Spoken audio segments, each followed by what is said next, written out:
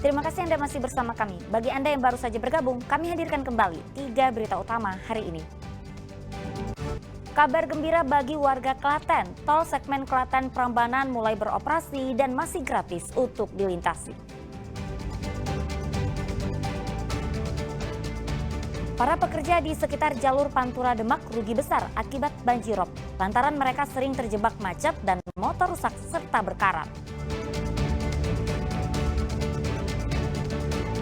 Puluhan warung di sepanjang kawasan wisata Pantai Randu Sanga Brebes hancur akibat diterjang gelombang tinggi.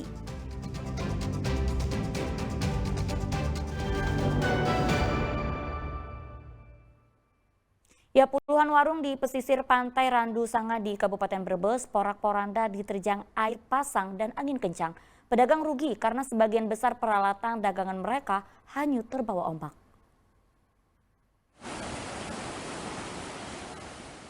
Gelombang pasang disertai angin kencang memporak-porandakan puluhan warung di sepanjang kawasan wisata Pantai Randu Sanga Indah di Kabupaten Brebes. Sebagian warung bahkan ambruk rata dengan tanah. Tercatat ada 70 warung yang terdampak. Para pedagang mengaku selain warung rusak, peralatan mereka juga hilang terbawa arus ombak ke tengah laut. Para pedagang masih menutup tempat usaha mereka karena cuaca belum normal. Tadi malam sore jam 12, berarti jam 12 nyampe sore. Jam 12 pagi ombaknya udah ke sini, naik. Tapi parah-parahnya malam berarti ya? Parah-parahnya jam 3. 3 pagi? Sore. Oh, 3 sore? Parah-parahnya jam 3 sore, parah. Rumah pada kebanjiran semua, laut pada kayak gini. Ini ada berapa warung Bu yang terdampak? Banyak. Nyampe 7 warung, 70 warung. Kalau Ibu apa aja Bu yang ke bawah? Harus kompor sama layar sing buat itu sih, terus rujak sama dagangannya entong semua habis. Pedagang warung di sepanjang bibir pantai kian terpuruk karena juga terendam banjir rob. Sugiartono melaporkan dari Brebes. Ya, mengisi libur sekolah, ribuan anggota Pramuka Penggalang mengikuti Jambore tingkat sekolah dasar dan MI di Kabupaten Boyolali. Para peserta bergembira mengikuti berbagai kegiatan asah keterampilan dan perlombaan.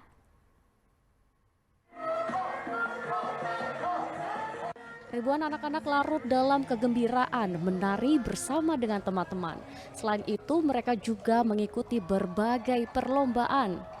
Jambore Pramuka ini diikuti anak-anak tingkat SD dan MI dari 22 kecamatan se-Kabupaten Boyolali.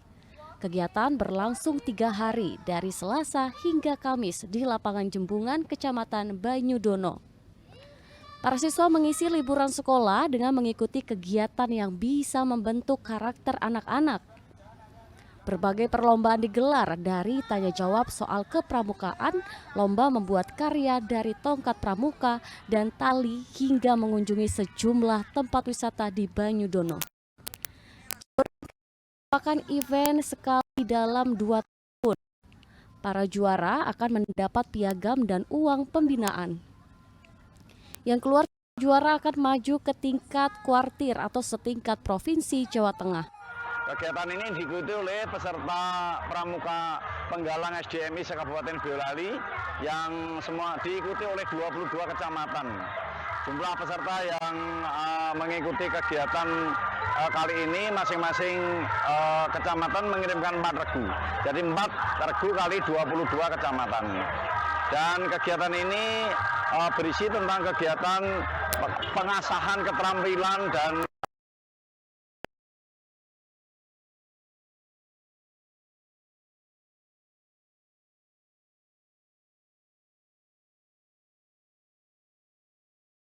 semakin mencintai tanah air.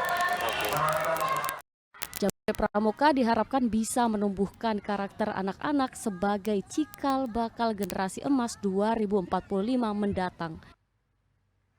Yulianto melaporkan dari Boyolali.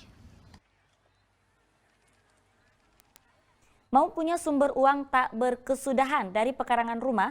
Coba deh cara Khairul Soleh, petani vanili asal Kabupaten Magelang yang mampu menjual produknya hingga ke luar negeri. Hasil ekspor produknya mendatangkan pundi-pundi rupiah dan menggerakkan perekonomian warga sekitar.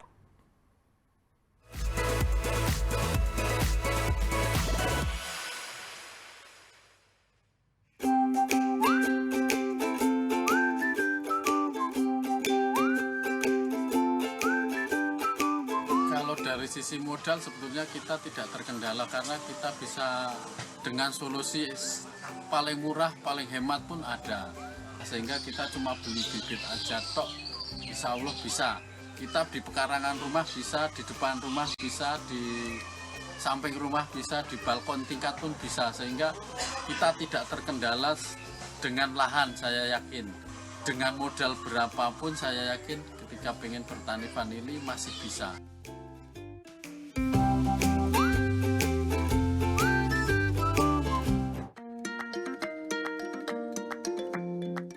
Dari proses kita tanam vanili sampai kita polinasi bunga pertama itu paling cepat 2 tahun. Vanili walaupun yang tetap laku gitu. Apalagi yang bagus. Kalau kita pengen harga mahal berarti kita harus berani belajar untuk ekspor sendiri karena di ekspor itu harganya stabil. Saat ini di harga ekspor itu harganya di kisaran 3 jutaan. Kalau di petani memang agak murah, mungkin di sekitaran 1 jutaan. Saya pengen merekrut anak-anak muda yang punya talenta digital sehingga mereka bisa menjelajah secara online, secara digital, itu bisa mencari buyer-buyer di luar negeri secara langsung.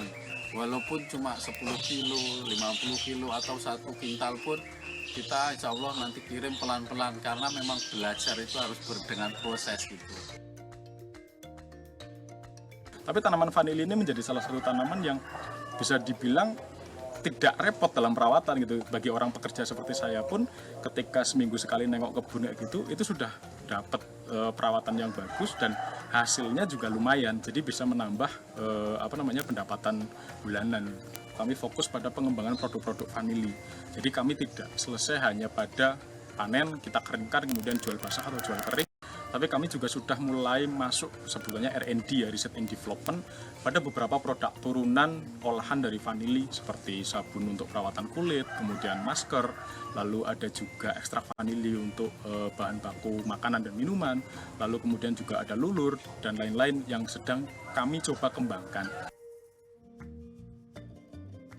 Kita buka ruang belajar secara gratis itu hari Sabtu, sehingga kalau mereka pengen tahu tentang vanili kita ceritakan tentang vanili. Kalau mereka pengen tahu tentang media tanam kita ceritakan media tanam.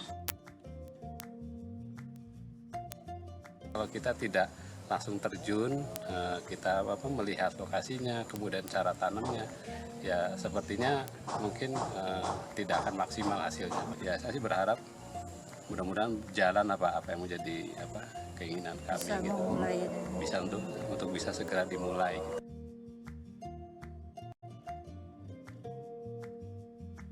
Dari situlah kita cari mitra, cari konsumen untuk bergabung ke kita sehingga ketika kita menjual itu bisa bersama-sama.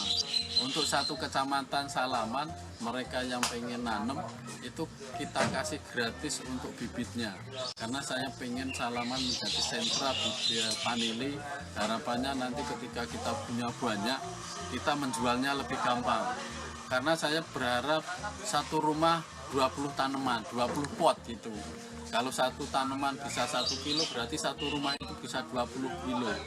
Kalau 20 kilo satu kecamatan, umpamanya 100.000 kakak, berarti sudah berapa ton yang kita dapatkan sebetulnya. Pondok Tani punya tagline yaitu No Farm, No Food, No Future. Artinya adalah tanpa pertanian berarti tidak ada makanan. Kalau tidak ada makanan berarti tidak ada masa depan. Bertani tidak harus di sawah dan berkotor-kotoran.